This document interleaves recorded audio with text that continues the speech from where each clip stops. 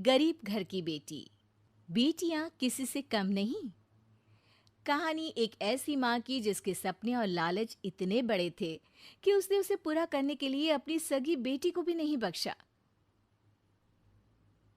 अरे मेरी प्यारी बिटिया रानी, सारा दिन इतने डिजाइनर कपड़े सिलती है। ये तो हाई क्लास के लोग पहनते हैं ना बेटा। हाँ माँ, तभी तो इनके सिलने के लिए मुझे इतने अच्छे पैसे मिलते हैं। देखो माँ, अगले महीने घर में रंगीन बड़ा टीवी लगवा दूंगी। हाँ। अरे जीती रहे बेटा। वैसे कोई ऐसा काम कर जिससे एक बार में ही ढेरों पैसे आ जाए। आने को तो इसमें भी अच्छी कमाई है माँ, लेकिन एक दिन में एक ही कपड़ा सिलो तो आराम भी है ना। वैसे क्या करना है माँ इतने पैसों का? अरे तू बड़ी भोली है बेटा।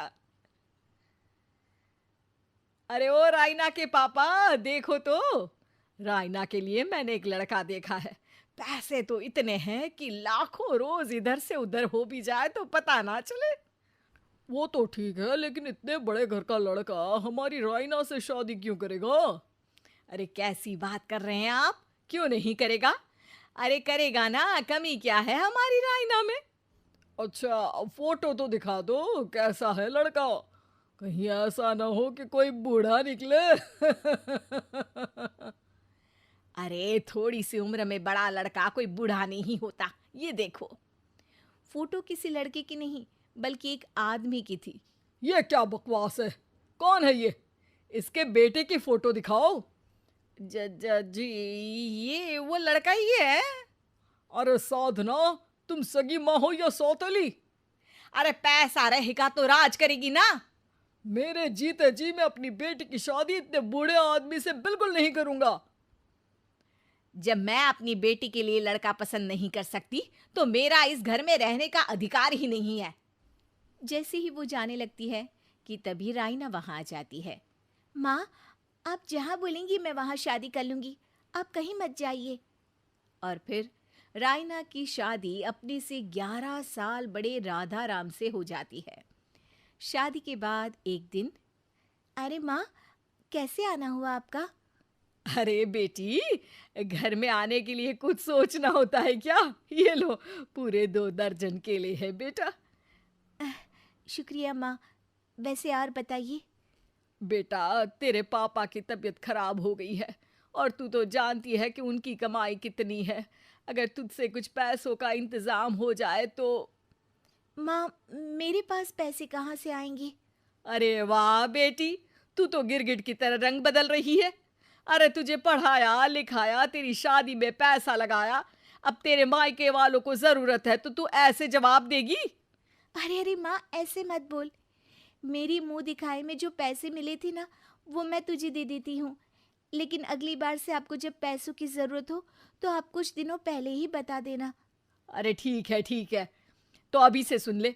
अगले महीने भी पैसों का इंतजाम करके रखना, मैं आकर ले जाऊंगी। तभी वहां राइना की सास आ जाती है। अरे अरे समधन जी, कैसे आना हुआ? और कुछ खाया पिया आपने? अब जी वो केले लाई हूँ पूरे 2 दर्जन। अब बेटी के ससुराल आना था तो खाली हाथ थोड़ी ना आती मैं। कोई बात नहीं बहन जी, आराम से बेटी से बात करिए। मैं और भी कुछ खाने को भिजवाती हूँ। सास के जाने के बाद साधना भी पैसे लेकर घर आ जाती है। अब दिन बीतते हैं। साधना हर महीने रायना के घर आती और पैसे लेकर चली जाती।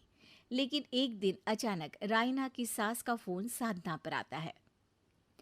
बहन जी, जैसे भी हो आप जल्दी से हमारे घर आ जाइए ना। हमारी बहू रायना को क्या हो गया है?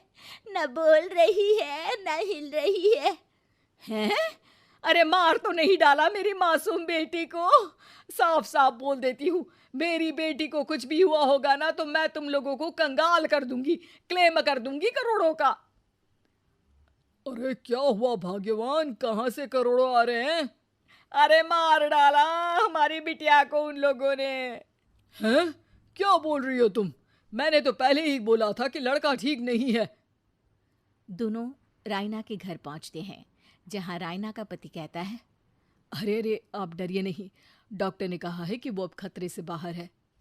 अरे पर वो खतरे में गई क्यों? अरे क्यों मेरी लड़की को मारने की कोशिश की गई? अरे वकील करूंगी बड़े से बड़ा और सबको सड़क पर ले आऊंगी। अरे सौम्या की माँ में इतनी हिम्मत है कि वो अपनी बेटी को पाल ले। रास्ते में ले आऊंगी तुम लोगों को। हाँ। अरे माता जी, लेकिन डॉक्टर की बात तो सुन लीजिए। नहीं नहीं, मुझे किसी की बात नहीं सुननी मेरी बेटी। अरे सुन तो लो भाग्यवान कि क्या बोलना चाह रहा है तुम्हारा दामाद। जी दामाद जी, बताइए क्या हुआ है हमारी बेटी को। अरे पता नहीं, सारी सारी रात किसके लिए कपड़े सिलती रहती है और वो कपड़े जाते कहाँ हैं। अरे हम तो इतने पैसे वाले हैं, हमें तो कोई ज़रूरत नहीं है इसके सिलाई के पैसों की। मैंने तो कहा भी कि बिटिया अगर इतनी इच्छा है तो दिन में एक ड्रेस सिल लो, लेकिन मानी नहीं। आप ही की बेटी है, पूछिए आप, पूरे होश में है अब। हाँ। ये कहकर सास वहां से चली जाती है। अब कमरे में सिर्फ बेटी, माँ और पिता थे। बेटा, मैं तो जीते जी मर जाता अगर तुझे कुछ हो जाता तो। क्या बात है बेटा, ये लोग अच्छे नहीं, तेरा पति ठीक नहीं है बेटा। अरे नहीं नहीं पापा, ये तो साक्षात भगवान का रूप है। मेरी सास तो मेरा पूरा ख्याल रखती है। ये लोग बहुत अच्छे हैं पापा। अरे तो फिर क्या जरूरत पड़ गई मरने की?